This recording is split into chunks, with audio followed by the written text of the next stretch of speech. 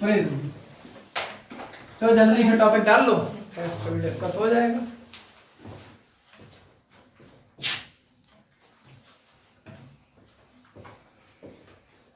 इसकी डेफिनेशन तो I think सबको मालूम ही होगी, ऐसा तो नहीं डेफिनेशन बतानी पड़ेगी। नॉर्मली तुम लोग जो पढ़ते हो वो ट्रायंगुलर कंसीडर करते हो, है ना। तो हम लोग यहाँ तक यही जानते हैं कि एक ट्रायंगल है, ट्रायंगुलर शेप का तो वो प्रिज्म होगा। अगर ट्रायंगल नहीं तो प्रिज्म नहीं होगा, तब भी प्रिज्म होगा। किसी भी शेप का कोई रिफ्लेक्टिंग मीडियम जो दो प्लेन सरफेसेस से इनक्लोज किया गया, प्रिज्म बोल सकते हैं। या हम दूसरे वर्ड में कहें कि ऐसा कोई भी मीडियम जो दो इवेंट क्रिएट कर सकता हो। दो इवेंट, डिस्पर्जन ऑफ लाइट, मतलब व्हाइट लाइट को उसके कंपोनेंट्स कलर्स में ब्रेक कर सकता हो, वो प्रिज्म बोल सकते हैं हम। दूसरा, जो लाइट रे को डेविएट कर सकता हो।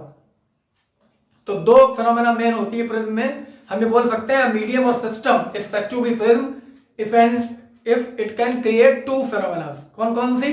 डिस्पर्जन ऑफ लाइट और डेविएशन ऑफ लाइट। अगर ये दोनों चीजें हो रही तो प्रिज्म होगा। तो डेफिनेशन में हम एक लाइन लिख लेते हैं,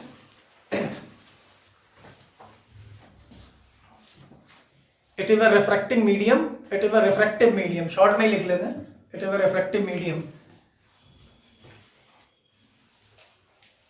enclosed between two,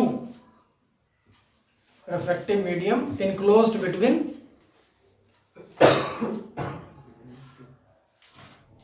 two plane surfaces inclined, two plane surfaces inclined at an angle, inclined at an angle। ये कोई पर्टिकुलर और परमानेंट डेफिनेशन नहीं है। रिफ्लेक्टिंग मीडियम बोल दिया तो ये अंडरस्टूड है, it should be homogeneous transparent. ठीक है, तो आप चाहे तो थ्योरेटिकल में वो भी इन्वॉल्व कर सकते हो, होमोजीनियस ट्रांसपेरेंट मीडियम पूरा, तो ये कंफर्म है, तो उस पर कोई इशू नहीं। हम जो दिखाते हैं डायग्राम में वो एक्चुअली क्या होता है, क्रॉस सेक्शन होता है प्रिज्म का, फिर ट्रायंगुलर, तो शो वही करते हैं क्योंकि हमें डेरिवेशन उसके अकॉर्डिंग करने होते हैं। तो प्रिज्म हो गया। प्रिज्म में दो इवेंट हो सकती हैं, वो भी हम नोटिस कर लेते हैं। तो a prism can produce, उस लाइन को लेफ्ट कर दो, नीचे दो पॉइंट्स लिख लो। फर्स्ट में डेविएशन ऑफ लाइट, और सेकंड क्या बोला हमने, डिस्पर्जन ऑफ लाइट। तो आज हम लोग सिर्फ deviation of light by A prism इसके बारे में डिस्कस करेंगे। डिस्पर्जन बाद में आएगा, मतलब नेक्स्ट क्लासेस में आएगा। अभी तो हमारा जो मेन टॉपिक, अब प्रिज्म में दो चीजें और होती हैं। एक तो लाइट को जब वो डेविएट करता है तो किसी एंगल से करता होगा, तो वो एंगल आप डेविएशन हो जाएगा। और किसी पर्टिकुलर एंगल ऑफ इंसिडेंस के लिए कोई गिवन प्रिज्म एक मिनिमम एंगल डेविएशन क्रिएट करता है, उसको हम एंगल ऑफ मिनिमम डेविएशन बोलते हैं। तो प्रिज्म पे जो लाइट, अभी डायग्राम से क्लियर हो जाएगा, तो मतलब एक तो डेविएशन तो कुछ भी हो सकता है कंडीशन के अकॉर्डिंग, लेकिन कोई गिवन प्रिज्म, मतलब गिवन डायमेंशन का प्रिज्म पूरा जितना मिनिमम डेविएशन क्रिएट करेगा उसी को हम एंगल ऑफ मिनिमम डेविएशन बोलेंगे। उसी का फॉर्मूला हम ड्राइव करते हैं, उससे बेस्ट बहुत सारे क्वेश्चन आते हैं एग्जाम्स में। कैसे होते हैं वो फॉर्मूले जरा हम देख लेते हैं। पहले एक क्रॉस सेक्शन शो कर लेते हैं प्रिज्म का, ठीक है। जैसे ये एक ट्रायंगुलर प्रिज्म का क्रॉस सेक्शन हो गया।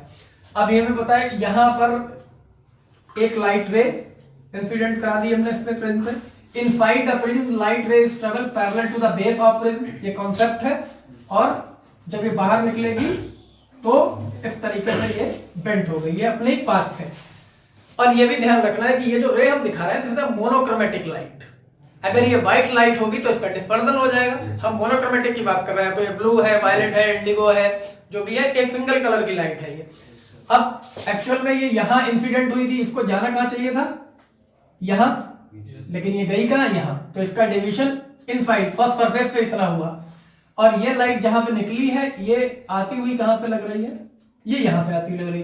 तो इन दो रे के बीच का ये जो एंगल है, angle of incident ray, angle between the incident ray और the direction of incident ray and the direction of emergent ray is called angle of deviation. ये डेविएशन है डेल, जिसको हम लिख रहे हैं। और एक पर्टिकुलर एंगल ऑफ इंसिडेंस के लिए मिनिमम हो जाएगा, उसको हम एंगल ऑफ मिनिमम डेविएशन बोलेंगे।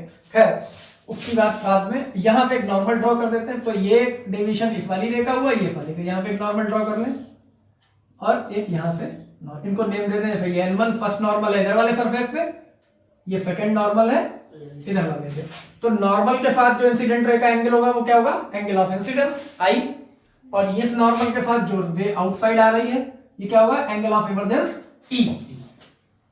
इस रे को कोई नेम दे देते हैं लाइक पी क्यू, ये पॉइंट क्यू हो गया, और यहाँ पे पॉइंट आर ले लेते हैं, आर एंड एस। तो P Q is incident ray, R F is the emergent रे। यहाँ पर नोटिस भी कर सकते हैं, इंसिडेंट रे,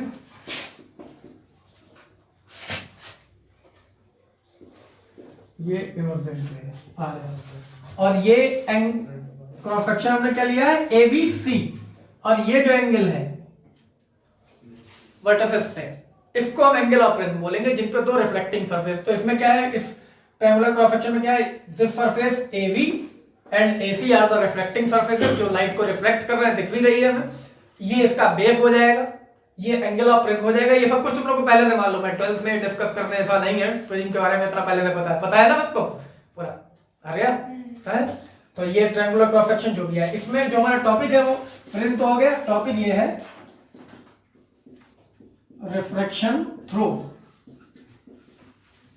अ प्रिज्म, ये टॉपिक डाल दो आप लोग सारे, रिफ्रैक्शन थ्रू द प्रिज्म, और इसके ब्रैकेट में लिख लेना एंगल ऑफ डेविएशन।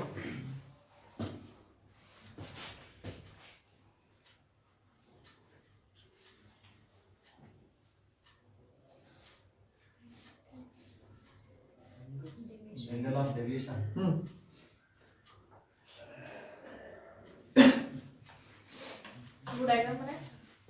डायग्राम भी साथ में बनाना। आकाश कहाँ चले गए?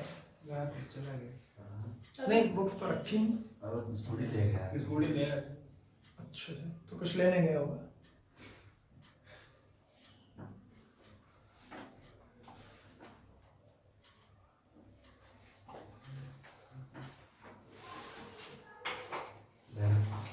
डायग्राम बनाना है।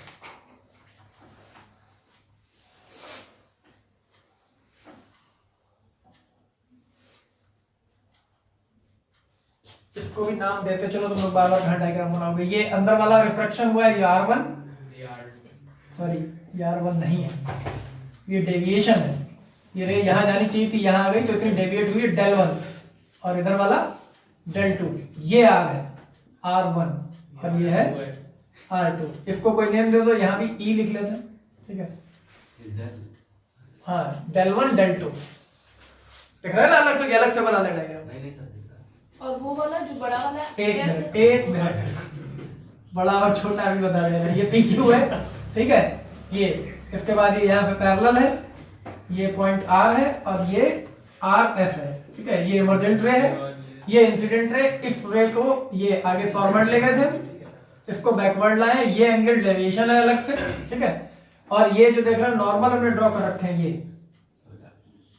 ये तो ये वाला एंगल जो है डेविएशन del 1 है, और इधर वाला एंगल del 2 है, और ये R1 है angle of refraction through the first surface, ये R2 है angle of refraction through the second. आप समझ में आ गई क्या? डायग्राम में अलग से निकाल लिया है वही। ये नॉर्मल है, normal on the first surface, normal on the second surface, N1 and N2।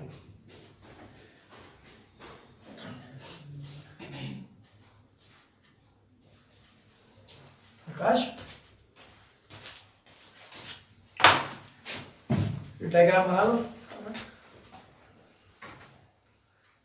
Topic ये है रिफ्रैक्शन थ्रू अ प्रिज्म। इसको तुम लोगों को बनाने की जरूरत नहीं है, तो मैं अलग से निकाल दिया है इनसाइड पोर्शन बाहर। अगर किसी को एंगल विजुअल क्लियर ना हो रहा हो तो फर्स्ट सरफेस से रिफ्रैक्शन, सेकंड सरफेस से रिफ्रैक्शन। तो जो सेंटर में लाइन पास हो रही है पैरेलल है बीसी, ये हाँ, ये बेस के पैरेलल टुवर्ड द बेस है ना सर, टुवर्ड द बेस, हाँ, बेंड टुवर्ड द बेस है, और इनसाइड पैरेलल ही रहेगी क्योंकि मीडियम सेम है। एक बार जितनी बेंट हो गई उतनी रहेगी, उसी डायरेक्शन में ट्रेवल करेगी इनसाइड।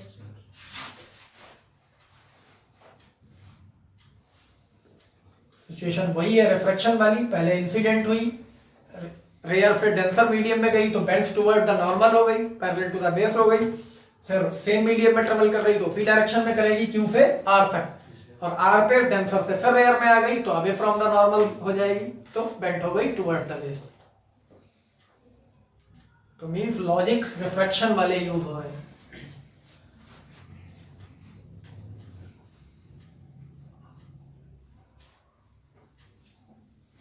बन गया तुम लोग का डायग्राम? तो सर यस सर, डायग्राम बन गया। यस सर, बन गया।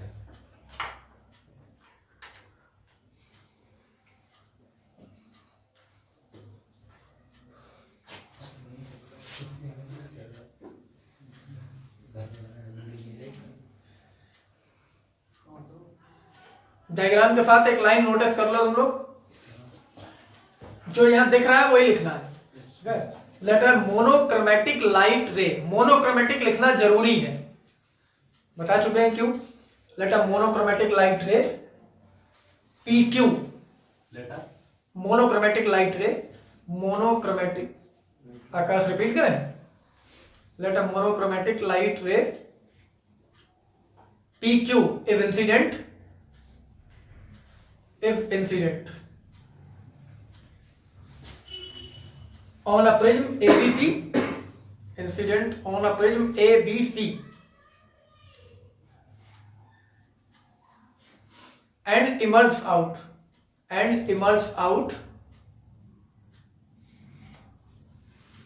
as RS, emerges out as RS as shown in figure, as shown in figure। बाकी सब पता है तुम लोगों को ऑलरेडी। अब इस डायग्राम को थोड़ा इसी को यूटिलाइज करके एंगल ऑफ मिनिमम डेविएशन की कंडीशंस फाइंड आउट करेंगे, उसका फॉर्मूला फाइंड आउट करेंगे पहले, ठीक है। तो डायग्राम यूटिलाइज करेंगे तो सीधे सीधे अकॉर्डिंग टू फिगर, फिगर के अकॉर्डिंग हमें देखो क्या क्या मिल रहा है यहाँ पे। ये जो देख रहे हो ना del 1 del 2 और ये एक्सटीरियर, तो ये छोटे में ट्रायंगल की बात करें, ये अगर E है इसको F ले लें, इस पॉइंट को, ठीक है। तो ये वाला जो ट्रायंगल है F Q R, इसमें ये एक्सटीरियर है del और इनसाइड वाले del 1 del 2 इंटीरियर है, दो इंटीरियर एंगल। तो हम सीधे सीधे लिख सकते हैं यहाँ पर, अगर हम चाहे तो इस ट्रायंगल का नेम भी दे देते हैं, in triangle F Q R, इस वाले की बात कर रहे हैं। इसमें ये एक्सटीरियर है del, this is equals to del 1 plus del 2, है या नहीं है। अब del 1 और del 2 की वैल्यू हमें I और R के टर्म में चाहिए, तो यह देखो ये I है और इसका वर्टिकल अपोजिट एंगल ये पूरा, ये तो होगा ना कंप्लीट I के इक्वल, लेकिन यहाँ ये सिर्फ del 1 है और ये R1 है, तो इसका मतलब जो del 1 की वैल्यू है del 1 वो एक्चुअली I माइनस R1 है, और जो del 2 की वैल्यू है वो उधर से ये E है टोटल, E में फिर del 2 सब्ट्रैक्ट कर दें R2 आ जाएगा, तो E माइनस R2। तो देयरफॉर ये जो del फाइंड आउट करेंगे, del 1 की value I minus R1 plus E minus R2, इसको I plus E minus common ले लेंगे तो R1 प्लस R2, ये नॉर्मली del का फॉर्मूला हो गया इन terms of I E and R1 plus R2। लेकिन हमें ये फाइंड आउट नहीं कराया जाता, हमसे फाइंड आउट कराया जाता है एंगल ऑफ मिनिमम डेविएशन, ठीक है ना। तो in case of minimum angle, minimum angle के केस में del को हम क्या लिख लेते हैं, del m, जिसका मतलब है angle of minimum deviation, suffix में m लगा दिया तो मिनिमम को रिप्रेजेंट कर रहा है। और ये जो R1 है ये R2, मिनिमम केस में दोनों इक्वल होते हैं से R, इसको हम R सपोज कर लेते हैं। तो यहां पर ये जो फॉर्मूला है, और एक चीज और, I is equals to E, दोनों में से E को I या I को E, क्योंकि सेम मीडियम से रे ट्रेवल की थी, ये हम पहले प्रूव कर चुके हैं क्लास लैब के थ्रू कि एंगल ऑफ इंसिडेंस और एंगल ऑफ इमर्जेंस इक्वल होगा if the medium on both side is same, तो ये वैसे भी इक्वल होगा। तो यहां पर जैसे ही पुट करेंगे तो del m की हमें फॉर्मूला, इसको हम लिख सकते हैं 2I E I plus I replace minus इसको लिख सकते हैं 2R अगर इक्वल करें। और एक रिलेशन यहां पर और यूज कर रहे हैं, जो 2R है एक्चुअली ये A के इक्वल, 2r की वैल्यू जो है ये देख रहे हो ना r1 प्लस r2, अगर ये इक्वल हो गया तो ये जस्ट इस a के इक्वल होगा रिलेशन है मिनिमम केस में। तो इसी को हम a के टर्म में रिप्लेस कर सकते हैं, तो डेल m का फॉर्मूला ये हो गया 2i माइनस a। तो यहां तक हमसे प्रूफ कराया जाता है del m equals to 2i minus a। ये तुम लोगों को ध्यान रखना होगा, अभी बता भी देंगे कैसे आएगा ये 2r equals to a, r1 plus r2 वैसे भी फाइंड आउट कर सकते हो। ये देख रहे हो ना r1 प्लस r2 ये 180 माइनस दिस हो जाएगा अगर इफेक्ट को निकालेंगे, और ये कोऑर्डिनेटर ले सकते हैं a q e r, face angles 180 होंगे, तो रिजल्ट उसके अकॉर्डिंग ये है। यहाँ पर डायरेक्टली नोटिस किया गया है क्योंकि वैल्यू हमें इतनी चाहिए, तो ये तुम लोग अंडरस्टैंड करना होगा। तो एक रिजल्ट तो आ गया ये हमारे लिए। जब हमसे कहा जाता है सब्जेक्टिव जब एग्जाम होता है तो हमें पूछा जाता है find out the expression for the angle of minimum deviation by a prism, तो आपको सिर्फ इतना कॉन्सेप्ट यूज करना है। इसके अकॉर्डिंग ये यहाँ पे प्रूव हो गया पूरा। अब यहीं से दूसरा फॉर्मूला ड्राइव करने को कहा जाएगा refractive index of the material of prism. Prism के मटेरियल का रिफ्रैक्टिव इंडेक्स फाइंड आउट करना है in terms of the angle of minimum deviation. Generally तो रिफ्रैक्टिव इंडेक्स म्यू होता ही है, और जो sine I upon sine R होता है हमें पता ही है, लेकिन प्रूफ किसके टर्म में करना होगा आई और आर के टर्म में। तो और एंगल ऑफ मिनिमम डेविएशन, तो डेल एम तो हमारे पास ये मिल गया। यहां से एक हम अगर हम यूज करें देयरफॉर इसके बाद ये जो 2i इक्वल्स टू क्या हो जाएगा a प्लस डेल एम, और i की वैल्यू क्या हो जाएगी a plus del M upon 2, ये एंगल ऑफ इंसिडेंस की वैल्यू हो गई in terms of the angle of minimum deviation, यहीं से निकाल ली गई है। ठीक है, दूसरा चाहिए होगा हमें r, तो ये देख रहे हैं 2r इक्वल्स टू a, तो r इक्वल्स टू हो जाएगा a upon 2 from Snell's law. Snell's law क्या है sine i upon sine r equals to mu. Mu is the refractive index of the material of prism. यहां put कर देते हैं i और r की वैल्यू। देखो sine i plus sorry a plus del m upon 2 upon sine a by 2 equals to mu. ये formula हो गया किसका refractive index of material of prism, ठीक है, in terms of the angle of minimum deviation and angle of prism, क्योंकि ये क्या है एंगल ऑफ प्रिज्म है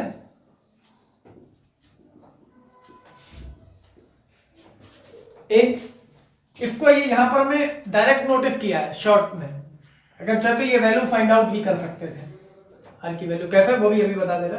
पहले तो ये हो गया हमारा फाइंड, पहले आर की क्या वैल्यू, ये जो वैल्यू हमने लिखी है इनको हम फाइंड भी कर सकते थे। ट्रायंगल जैसे अभी हमने बताया था क्वाड्रिलेटरल और ट्रायंगल लेके दो कंडीशन थे, अभी कैसे भी बता देंगे वो भी। तो यहाँ सर अगर आई और ई इक्वल है तो r1 और r2 भी इक्वल ही होंगे। तो इक्वली तो लिखा है, नहीं तो फिर आप कह रहे हो उसको प्रूफ करने का कोई प्रूफ तो सब कुछ किया जाता है ना फिजिक्स में, जो भी है सब कुछ प्रूफ ही है। प्रूफ करने के बाद ही तो पता चला ये होता है। अभी तुम ये बोल रही हो i इक्वल्स टू e होता है, तो तभी तो बोल रही है प्रूफ किया गया। Angle of incidence equals to angle of emergence if the material medium is same on both the side. तो पहले प्रूफ ही तो किया है अपने ग्लास स्लैब के थ्रू। इसी में एक कंडीशन लग जाती है फॉर अ थिन प्रिज्म। अगर प्रिज्म थिन है, अब थिन किसको एज्यूम करेंगे, अलग अलग राइटर अलग अलग तरीके से एज्यूम करते हैं, लेकिन तुम लोग एक जनरल कंडीशन बताए थे जिसका angle of prism less than 10 degree हो उसको हम थिन एज्यूम करते हैं। कुछ राइटर 8 डिग्री लिखते हैं, कंफ्यूज ना हो इसलिए बता रहे हैं। 8 10, तो तुम्हारे लिए मिनिमम क्या हो गया 8 हो गया। तो 8 to 10 डिग्री वाला जो प्रिज्म है जिसका एंगल ऑफ प्रिज्म 8 डिग्री से लेकर 10 डिग्री तक है या लेस देन 10 है सिंपल वे में क्या उसको हम थिन कंसीडर करेंगे। तो फॉर अ थिन प्रिज्म का मतलब ये हो गया कि angle of prism is less than 10 degree हम सपोज कर लेते हैं, इससे कम होना चाहिए, उसमें 8 भी इन्वॉल्व हो गया है ना। तो इस कंडीशन के लिए क्या करेंगे, जब प्रिज्म थिन होगा तो ये आई आर ये सब भी तो छोटे छोटे हो जाएंगे। तो जब एंगल बहुत स्मॉल होते हैं तो हम क्या करते हैं टेक्नोमेट्रिकल रेशियोज को अवॉइड कर देते हैं। सिंपल फॉर्मूला क्या है angle equals to arc upon radius, यही तो है ना फॉर्मूला। जैसे हम साइन आई निकालें tan आई निकालें या cos आई निकालें तो ये तो राइट ट्रायंगल प्रॉपर्टी के बेस पे आएगा है ना, base upon hypotenuse, perpendicular upon hypotenuse या परपेंडिकुलर अपॉन बेस। तो जब खाली एंगल की बात करते हैं हम क्या करते हैं टेक्नोमेट्रिकल रेशियोज को अवॉइड करते हैं, सिर्फ आर्क अपॉन रेडियस। तो इसका मतलब ये जो साइन आई को जस्ट आई एज्यूम करते हैं और साइन आर को जस्ट आर। तो थिन प्रिज्म की सिचुएशन में म्यू को जैसे हम सॉल्व करेंगे तो म्यू इक्वल टू होगा a plus del M upon A, इतना ही होगा क्या? साइन रिमूव कर दीजिए यहाँ से, A plus del M upon 2 divided by A upon 2, 2 and 2 cancel, तो ये बचा हमारे पास में A plus del M upon A, cross multiply कर लेते हैं, mu A equals to A plus del M, तो यहाँ पर डेल एम की वैल्यू निकाल लेंगे, ये ए इधर ले आए, ए कॉमन मिल जाएगा, तो फाइनल रिजल्ट ये हो गया del M equals to mu minus 1 A. तो फिर प्रिज्म के लिए एंगल ऑफ मिनिमम डेविएशन हम डायरेक्टली फाइंड आउट कर सकते हैं अगर उसका हमें एंगल ऑफ प्रिज्म पता है और रिफ्रैक्टिव इंडेक्स पता है, तो ये दूसरा इसका डेरिवेशन है। अब इसको तुम लोगों को नोट करना है शॉर्ट में यहाँ पर, चलो नोट कर लो फिर बता देंगे।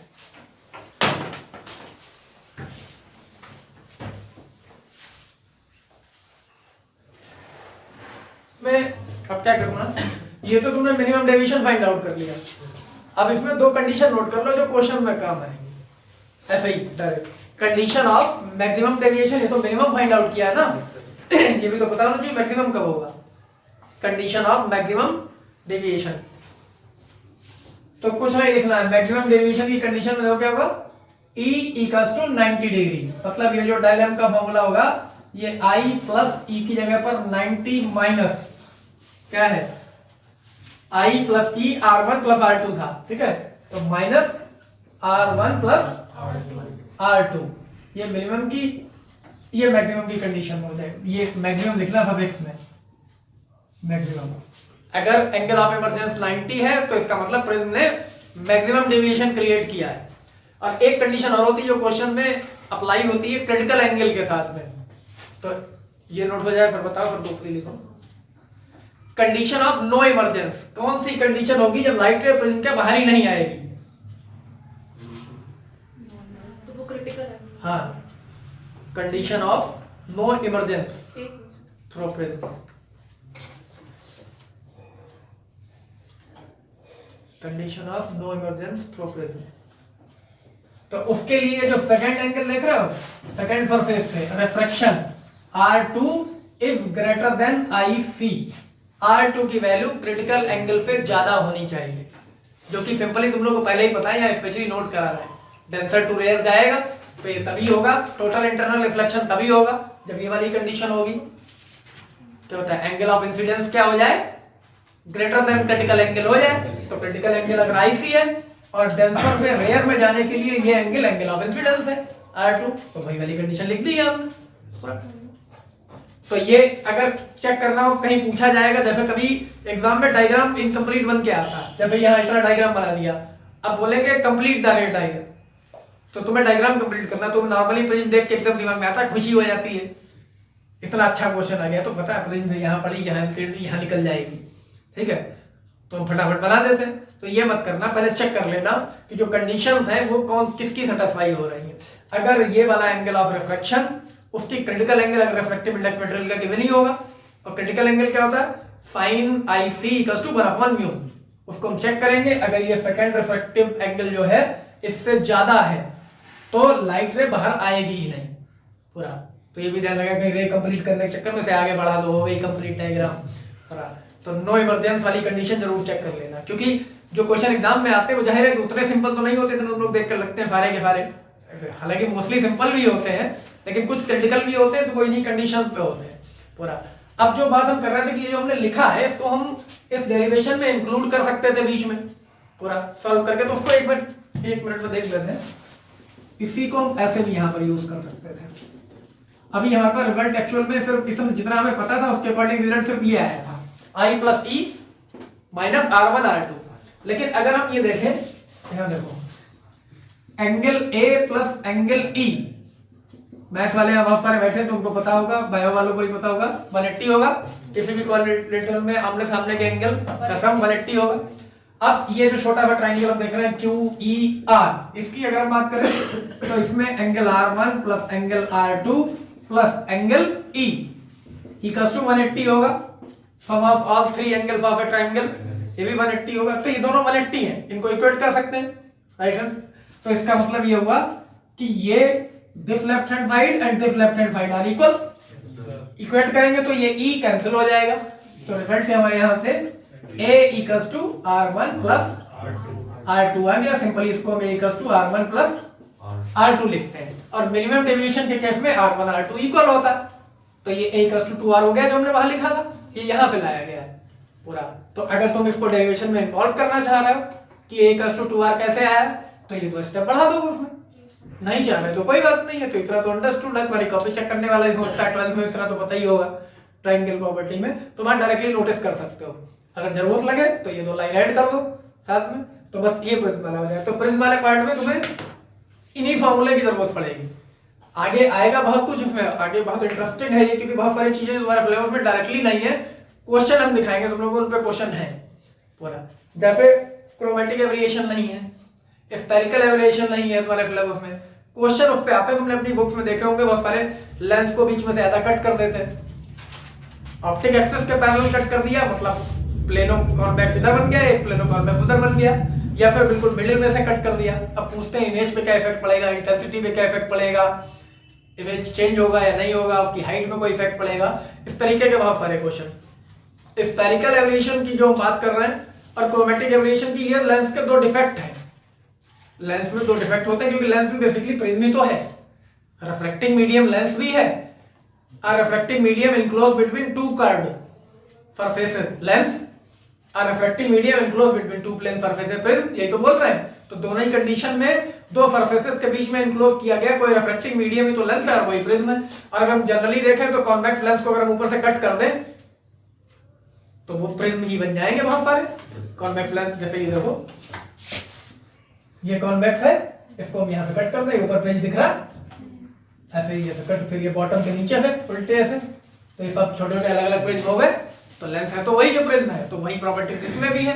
तो डेफिनेटली जब हमें प्रिज्म पता है डिस्पर्जन क्रिएट कर सकता है, तो लेंस भी करता होगा। लेंस में भी अगर कोई व्हाइट लाइट से इल्यूमिनेटेड ऑब्जेक्ट का इमेज बनाया जा रहा है तो वो भी डिस्पर्जन क्रिएट कर देता होगा। तो इसका मतलब व्हाइट लाइट से इल्यूमिनेटेड ऑब्जेक्ट का जो इमेज बनता होगा वो ब्लर हो जाता है, क्योंकि उसमें बहुत सारे कलर आ जाएंगे। और ब्लर क्यों होगा? क्योंकि कलर अगर आ जाते तो कोई इशू नहीं था, लेकिन हर कलर की फोकल लेंथ अलग अलग होती है। तो हम लोग को पता है रेड की अलग, वायलेट की अलग, इंडिगो की अलग, रिफ्रैक्टिव इंडेक्स के अकॉर्डिंग। तो इसका मतलब ये हुआ सबसे ज्यादा फोकल लेंथ होती है रेड की और सबसे कम वायलेट की। तो जब हम व्हाइट लाइट से रिलेटेड किसी ऑब्जेक्ट का इमेज बनाएंगे किसी लेंस के थ्रू, तो रेड वाली रे सबसे दूर जाके फोकस होगी और वायलेट वाली सबसे पहले हो जाएगी। तो इमेज जो है एक विड्थ में आ जाएगा। अगर पेंसिल का भी बनाओगे पतला तो विड्थ में आ जाएगा, मतलब डिस्टर्ब हो गया। तो ये एक डिफेक्ट है लेंस का। दूसरा डिफेक्ट क्या है? एक तो मार्जिनल और पैराक्सियल रेज होती हैं, मतलब जो प्रिंसिपल एक्सिस होता है उससे क्लोज इंसिडेंट होने वाली और कॉर्नर पे इंसिडेंट होने वाली। तो मार्जिनल और पैराक्सियल रेज है ये। पैराक्सियल रेज की अलग जगह पे फोकस होती है, मार्जिनल अलग जगह फोकस होती है, क्योंकि लेंस की फोकल लेंथ किस पे डिपेंड है? रेडियस ऑफ कर्वेचर पे। तो कॉन्वेक्स लेंस है तो बीच में थिक होगा, किनारों पे थिन होगा। तो किनारे की फोकल लेंथ जो है वो कम हो जाएगी। हाँ ये सही, किनारे की फोकल लेंथ कम हो जाएगी और मिडिल की फोकल लेंथ ज्यादा होगी। तो मिडिल पे जो रेज इंसिडेंट होगी वो दूर जाके फोकस होंगी और जो कॉर्नर पे होंगी वो पहले फोकस हो जाएंगी। तो यहां भी इमेज डिस्टर्ब हो गया। तो ये दो तरीके के डिफेक्ट हुए। दूसरा डिफेक्ट जिसकी हम बात कर रहे हैं, जो मार्जिनल पैराक्सियल रेज अलग अलग जगह पर जाकर फोकस होंगी, ये लेंस के स्पेरिकल शेप की वजह से हो रहा है। अगर स्पेरिकल नहीं होता तो ऐसा होता ही नहीं, बीच में थिन और किनारों पे है ना थिक, कॉन्वेक्स या कॉनकेव के केस में। तो ये किसकी वजह से? उसके शेप की वजह से। इसलिए इसको हम बोल रहे हैं स्पेरिकल एब्रेशन। और जो दूसरा वाला हुआ है, जो कलर अलग अलग फोकल लेंथ होने की वजह से हुआ है, वो कौन सा है?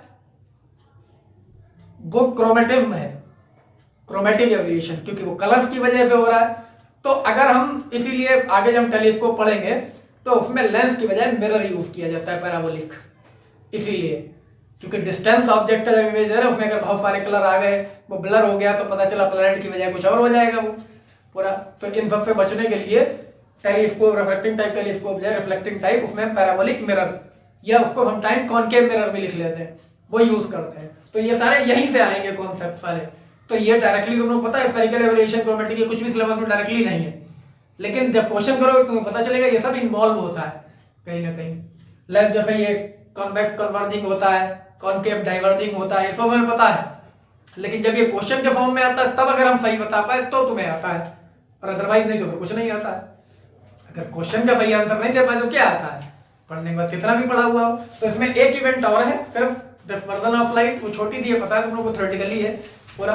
और उसके बाद में भी इसमें कुछ फॉर्मूले और हैं जो भी डायरेक्टली सिलेबस में नहीं है, क्वेश्चन उन पे भी है पूरा। तो पहले हम तुम्हें वो बताएंगे, फिर वो क्वेश्चन करेंगे ताकि तुम्हारे समझ में आए कि क्वेश्चन है, टॉपिक नहीं था, जैसा कि पिछले कुछ टॉपिक में हम लोगों ने किया। ठीक है, तो आज फिर इतना ही रखते हैं, बाकी